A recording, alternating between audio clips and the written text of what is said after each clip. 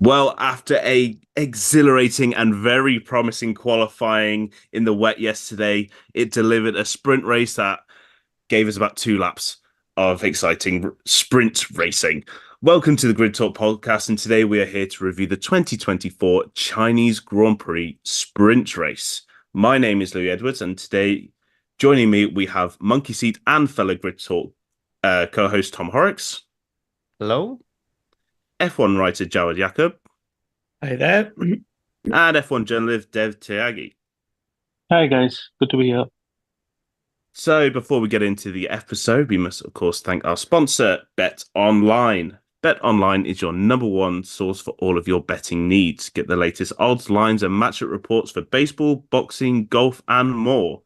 Bet Online continues to be the fastest and easiest way to place your wagers, including live betting and your favorite casino and card games, available to play right from your phone. Head to the website or use your mobile device to sign up today and get in on the action.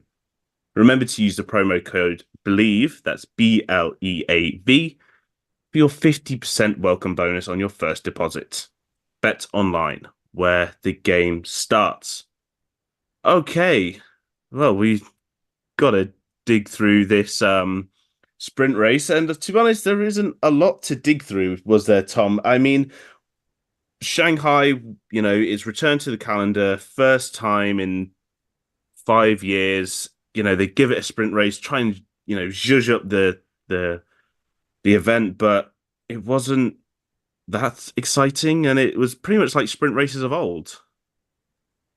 Yeah, it was a little bit. It's good. Thank God for the usual Alonso bottleneck, giving us a little bit of action. He's incredibly good at driving slowly, that Fernando Alonso. But no, I didn't expect, given when you've got no tyre offset and you've got no strategy coming into play, sprints are never going to be, unless you have people making ridiculous lunges, you're never going to have any major form of action because they're just lining up in the order in which that they are fastest to slowest, and there's no strategy to come into it. It's just a flat out race. So I don't think we're ever going to have epic strategy races when it comes to sprints. It's only going to be when you've got mixed up conditions and drama that we're going to see anything special. So not really unexpected, but still fascinating to watch and gives us a good data for the race.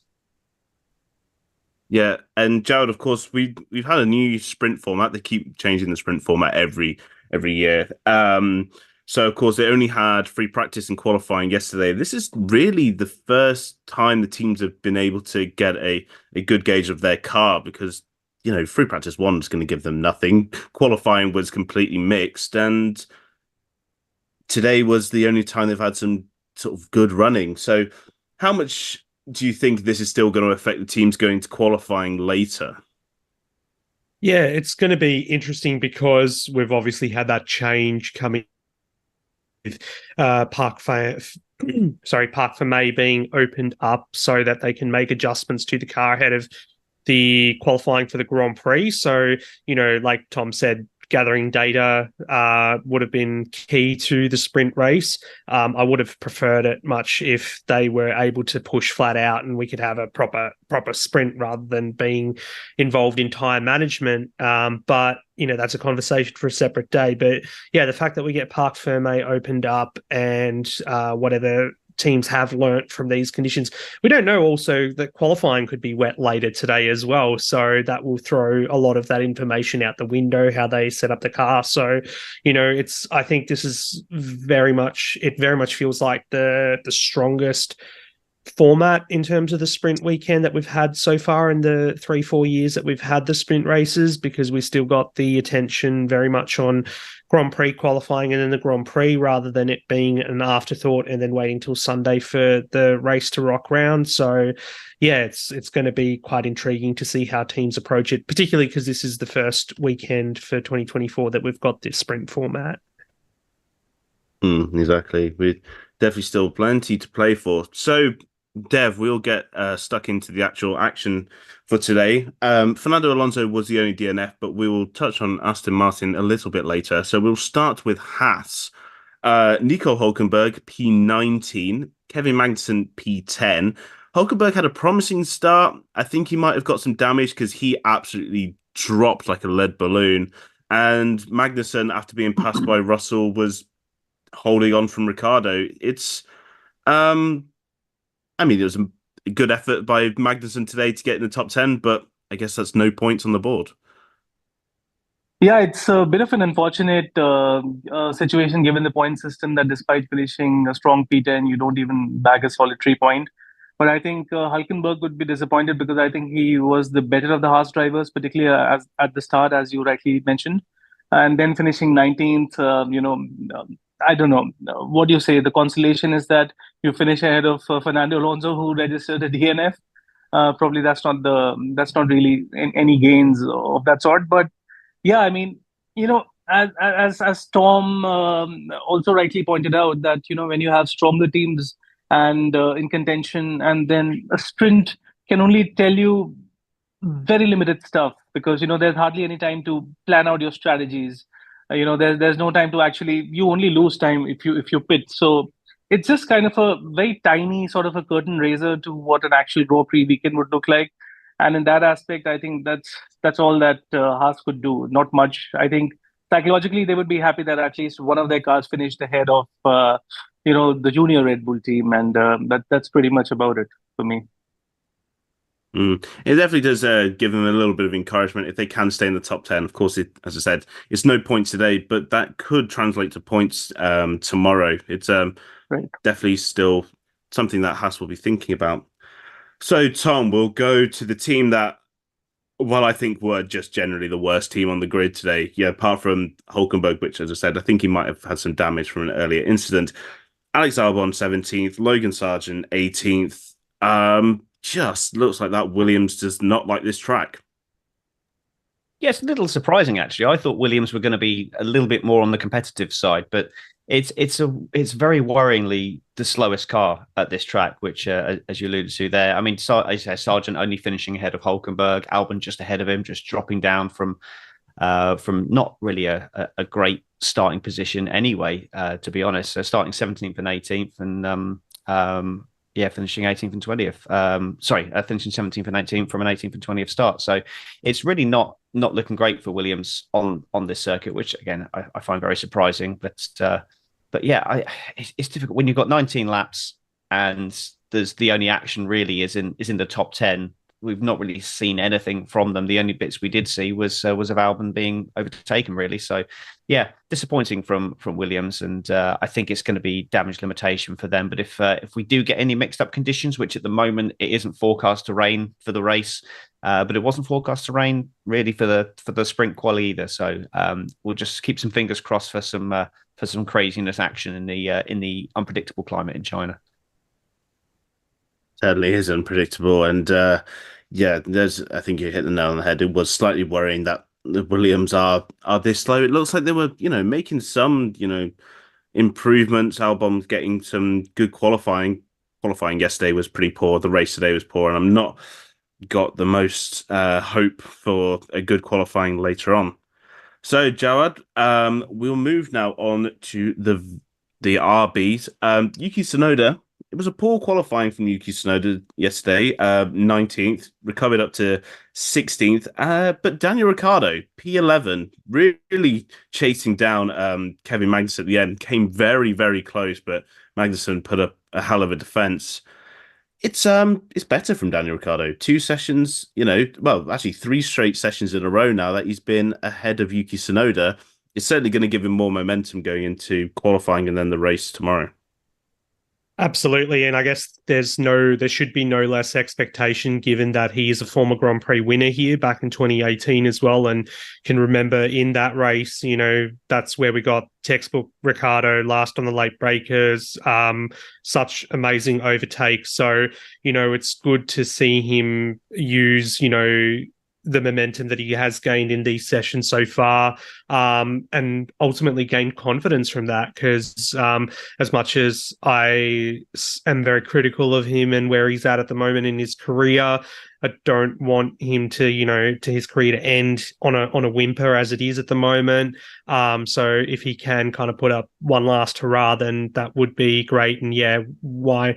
Nowhere better than a circuit that he's won at before. On Tsunoda as well, great that he was able to make up a few positions in the sprint too. Ultimately, it came to nothing given that, nowhere near the top 10. But yeah, he was quite self-critical or, very critical of something yesterday after the sprint or after sprint qualifying, as we heard on the radio. So, it's nice to see that they stayed out of trouble. And then for Ricciardo, now that's going to give him confidence that he could probably go out there, set a lap in quali, probably at the sharp end of Q2 or possibly even be pushing a Q3 berth, and then come the race, could he notch up his first points of the season? I think that's going to be a deserved shot in the arm for him. Yeah, it's definitely some encouragement from Ricardo. But it's still no points, so he's going to have to show what he's got in qualifying later, and then of course see if he can actually make up that extra position and get a point in the race.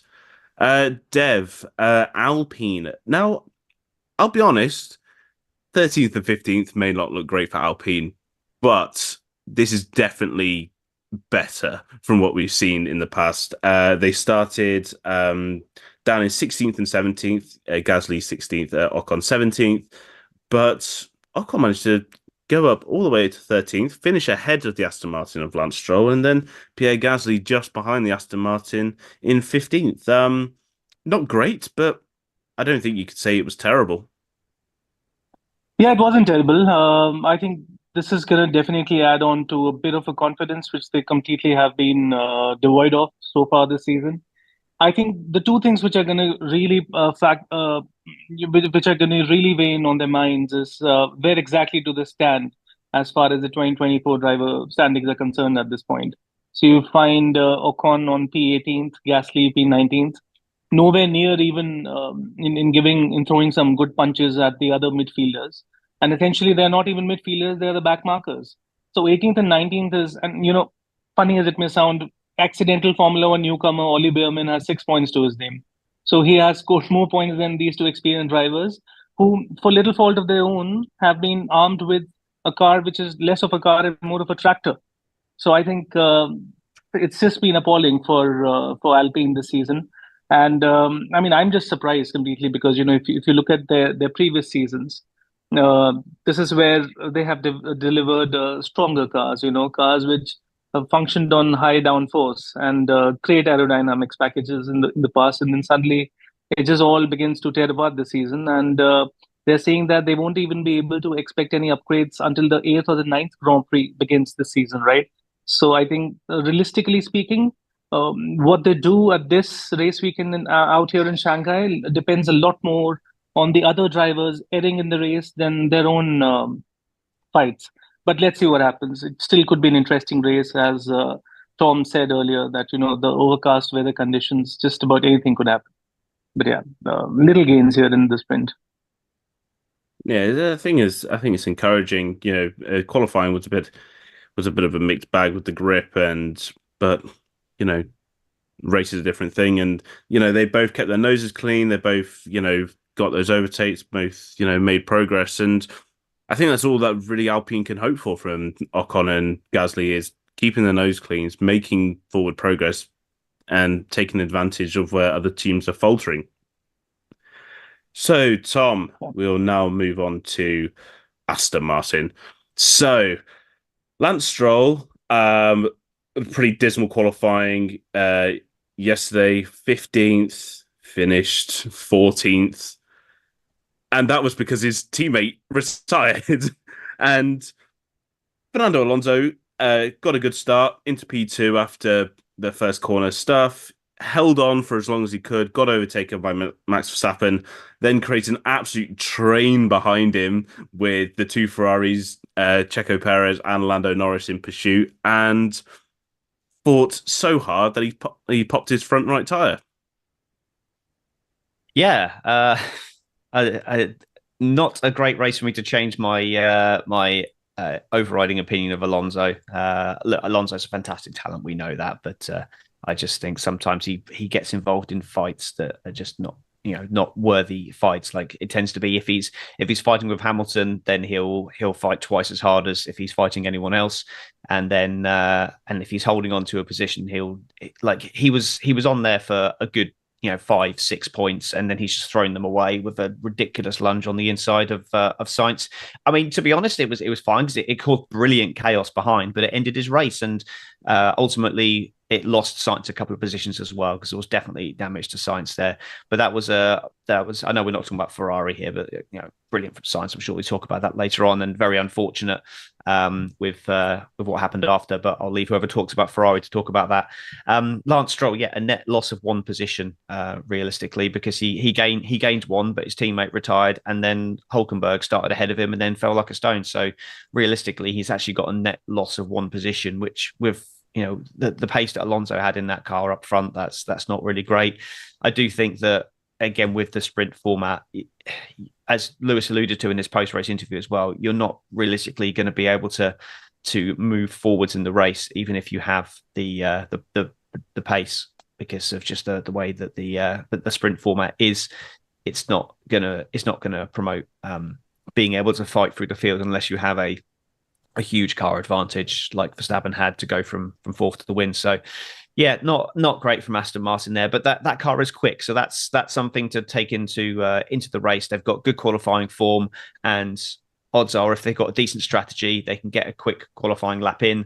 They may well get some decent points. So it's all down to qualifying, but I think it's certainly, having had a race before we have qualifying, I think it gives us a better idea going into qualifying then. So it gives us more to digest after qualifying. So I think it will add to the overall picture of the race. So it's more data, but it's race data, which I prefer to 3 practice sessions. So yeah, it's I still think this is a better format overall.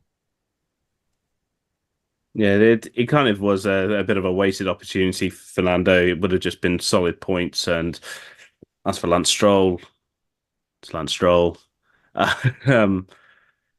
We'll see what he does, I guess. I think that's what we all say. Jawad, we'll move on to Sauber. Amazing qualifying for a start yesterday. And I think a lot of people may have predicted them to start dropping I know it's only a 19 lap race, but I think people would have seen maybe the RBs or even maybe Lance Stroll might have come through. But no, Zhou Guanyu finished ninth, just one place out of point scoring. And Valtteri Bottas P12. I mean, in a race with no pit stops, they've done quite all right. I think you hit the nail on the head there with what has been Sauber's Achilles heel so far this season is the pit stop. So you would have thought that take that out of a race, then surely they'll do all right. And they have. And look, I don't think it's been talked about much, but Bottas did lose part of his front wing end plate. And I'm not sure who the contact was with, but suggestion is that it might have been his teammate. Need to watch a replay to know for sure. But yeah, the fact that he still came home in 12th. Okay, Tom Horrox has just confirmed it was his teammate that he made contact with. So, yeah, the fact that still happened and, Bottas came home 12th, Zhou just agonizingly out of the points. I guess it will be encouraging, going into the actual GP tomorrow that, they've got this sort of pace that they can deal with, but then you bring pit stops into the equation and then things get a bit tricky. So I think, if there was a chance for Zhou to score points on home soil, today would have been it. I'd like to be proven wrong tomorrow, but, they kept out of trouble apart from obviously the contact early on and, didn't plummet through the field like many of us would have expected. So yeah, and in the end, what was it, six or so seconds off George Russell, who did score points, albeit he was on soft tires as well. That kind of came to him towards the end of the race. So not a bad job from Sauber at the end. No, definitely, I wouldn't send any criticism the way of Sauber this weekend. So far, it's been quite good. We're seeing Joe's really taking that home confidence and trying to do as best he can, and I think it's going to be very encouraging for Sauber if Joe can get a good at least a points finish or a good qualifying later on. Dev, we'll now move on to McLaren. And I guess we have to just address the big papaya elephant in the room of where do you reckon Lando would have finished the race if he maybe had raced a little smarter at turn one and slotted in behind Lewis instead of trying to fight around the outside? I reckon definitely a top five finish was on the cards because I think definitely, despite all the racing prowess that he so naturally possesses, he's got a bit of racing smarts in there as well. But of course, things change dramatically when you have stalwart and Lewis Hamilton catching up and actually racing side by side, going into this really strong wheel-to-wheel action. But Lando Norris definitely has a penchant for picking up drivers later in the race, and I think given the unpredictability of the surface and drivers not really having too much of a very recent experience there, because the last that they raced here in China was, remember, half a decade back in time. I think Lando Norris would have definitely made it to maybe like a P4 or P5, and he's had so much of experience racing with his former teammate Carlos Sainz, so I'm sure he would have drawn something in from there. But yeah, I mean, I feel sad for him because definitely, it's one thing to be a strong contender in a battle, and then definitely to begin a race as the front runner. Full kudos to him, but unfortunately, it wasn't the papaya elephant's day today. But definitely, qualifying could be different now that he's got some idea. Even though a dainty one at that of 19 laps, definitely there are some lessons to take in and race hard. I mean, qualify hard for maybe a P4 or a P3, or who knows, maybe he could be the guy who could be giving Max Verstappen a good challenge because we know Lando, he's always up for a fight, and I expect something strong from him in what lies ahead. Yeah, and also mentioned to Oscar Piastri, the started P8, finished P7th, only gained because of Alonso. Had a huge pace deficit to Lando. It really wasn't particularly brilliant, but he managed to hold off George Russell at the end. And I guess some people might have seen it as a little bit of karma for qualifying yesterday for what happened to Lando, but I'm not getting into that.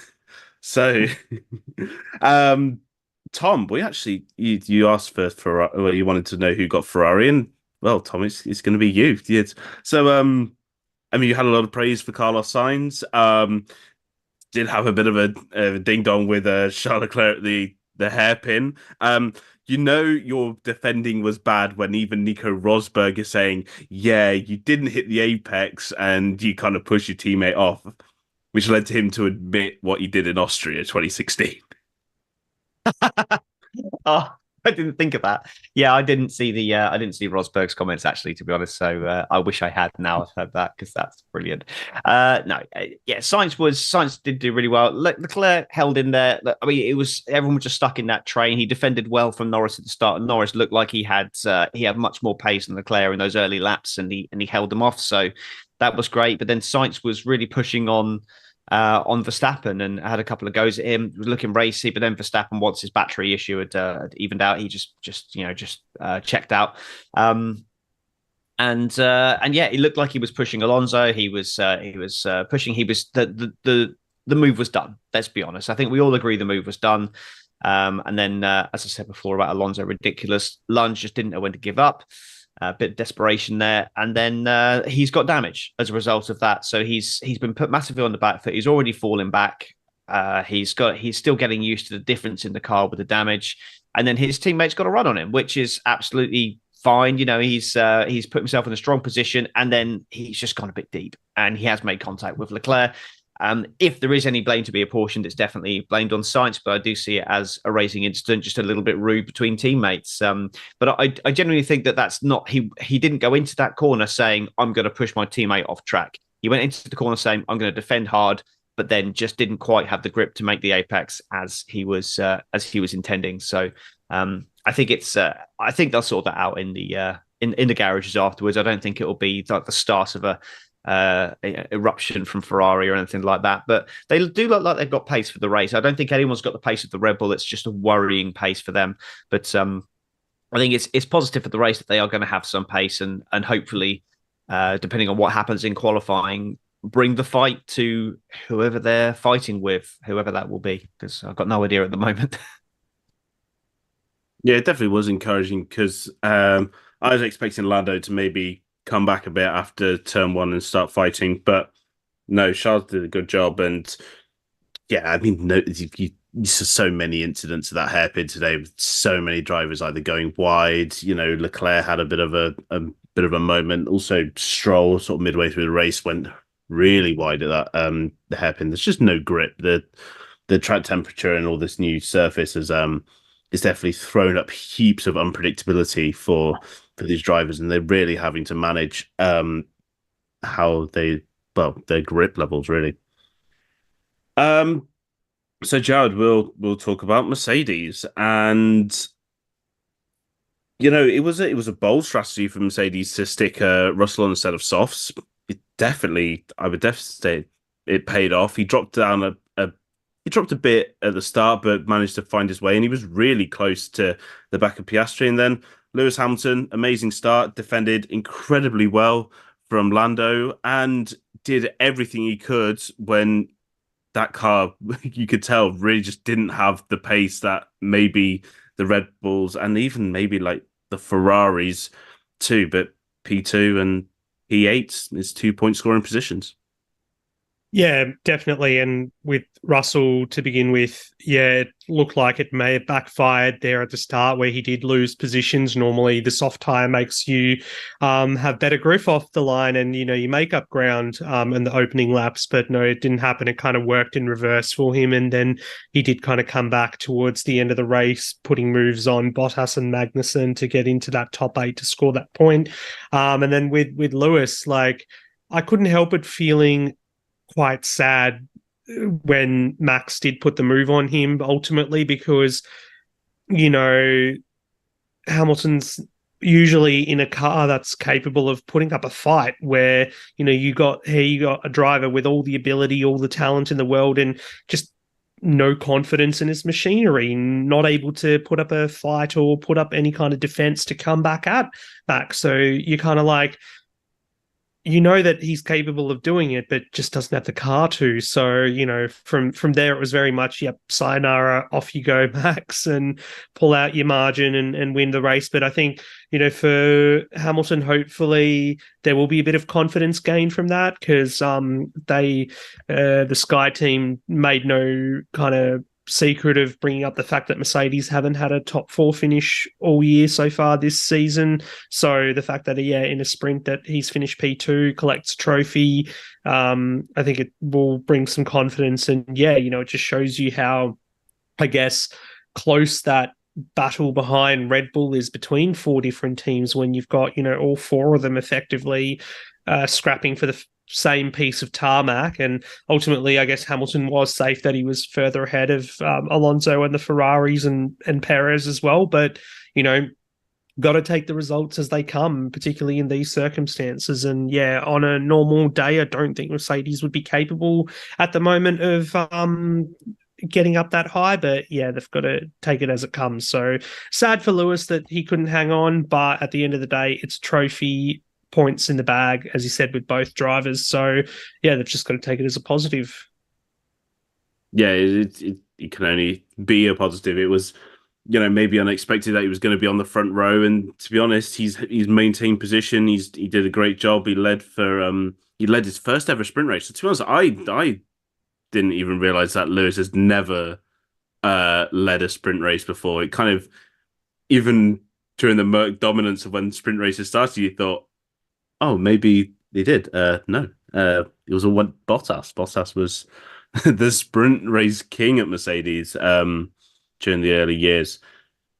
So I guess that leaves one more team, Dev, and that is Red Bull, our fierce and dominant overlords. Max Verstappen overtakes Lewis Hamilton midway through the race and then proceeds to finish 13 seconds ahead. And Checo bided his time behind the Ferraris and then did a nice little, I guess you could say, a through goes Hamilton move on the Aston Martin and the Ferrari, took P3 and was then chasing Lewis at the end. Checo is doing a great job and Max is absolutely doing what he does best. Yeah, I think I'll begin my thoughts by just stating that what a fantastically different result today, with Verstappen winning yet another battle. But I think full credit to him, starting from 4th and then finishing off, and with a real exaggerated margin of 13 and a half seconds. I think tremendous effort there by Max Verstappen leaves little to doubt as to who the commanding driver on the track could be in the next few hours from now. But I think full credit to Sergio Perez as well, because I think from lap 1 to 10, he was constantly bringing down the gap to Carlos Sainz. And I think on the straights, he was perhaps taking a 10th out of the Ferrari ahead. And then eventually, that interesting scrap where suddenly the battle between Alonso and Sainz it just widened and put the Red Bull and Ferrari into the picture. So it was an interesting battle for 3, 4, 5, and 6. And then through goes Perez actually sort of happened right there. And I think as far as this season is concerned, it seems like Sergio Perez is pretty much he's not defensive. He's really performing with a very attacking mindset out there. That's the feeling that I get. And definitely with talks being louder that Red Bull are looking for slightly a younger teammate for Max Verstappen in the forthcoming seasons. It seems that the real Sergio Perez has, he has risen inside, and he's bringing forth the performances that we expect from the talented Mexican. And I think definitely Red Bull are going to be the car to beat once again as another race weekend, dawns upon us. But can the Ferraris take the fight to Red Bull? Can Sainz once again, find a way to nudge ahead? I think this will be one of the most important questions. Right. I saw the little raised eyebrow from Tom when you said the talented Checo Perez. I don't know, Tom, are you ready to do your sombrero sombrero bet again for this season? I'm more than happy to take that on. I don't think he'll ever win another race. Fair enough. I will not be the one betting against you. I'm just gonna say, yeah, I respect my own dignity. So, I, so that is the end of the podcast. Fairly, a fairly, an eventful, Chinese sprint race. A lot of just DRS trains, but there definitely was some action here and there. So before we finish up, I would like to give our guests a chance to promote whatever they wish to promote within reason. So Tom, we'll start with you. Where can our listeners find more? You can find more from us. Please, everyone, come and subscribe to YouTube and come and have a listen to us in the chat, because they'll have a great time in the chat today between comments, and it'd be great to have more people in the chat besides just Jared Bradley, who is always good value in the chat. So thank you to him. And you can also come and see me at the Monkey Seat podcast on the socials at Monkey Seat Pod. We're basically Grid Talk Uncut. Myself and Carl just basically just talking rubbish about Formula One. So yeah, come and give us a shout.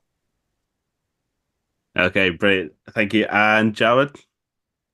Yeah, so you can find more from me on a website called theraw.com.au/motorsport. So I do all of the live blogs for the Grand Prix, not the sprint. So you can catch me if you're not in the Slack chat or, watching the race elsewhere, live blogging the race tomorrow. So yeah, and you'll find other pieces I've done for them as well there.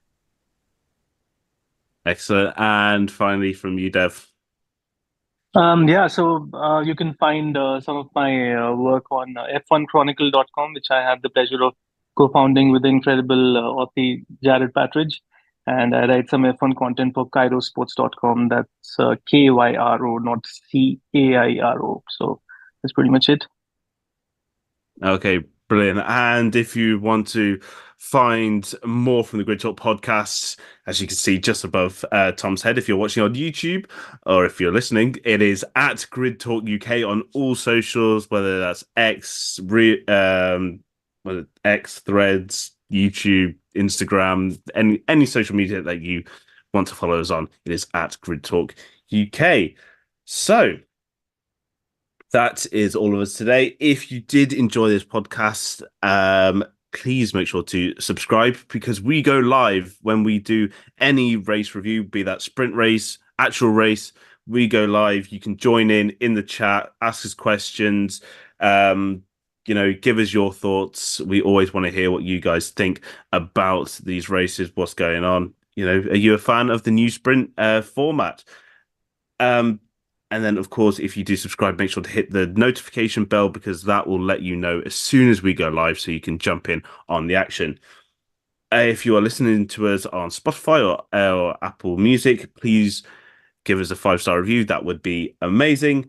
And we are available on a multitude of other podcasting platforms, so Amazon Fire, Spotify, Apple Music, Verbal, Pocket Cast. If you do listen to us on Google Podcasts, you might want to find yourself a new one, because I believe it is shutting down very soon. We have hundreds of shows for you to go listen to on those platforms. So if you're stuck with something to do between now and qualifying in a couple of hours, or even the race tomorrow, give one of our shows a listen. Please consider supporting the channel on Patreon, so we can get mics, lights, and better recording equipment. And that is pretty much all from me. We'll be back tomorrow live, obviously, after the Chinese Grand Prix, the first full Chinese Grand Prix in 5 years.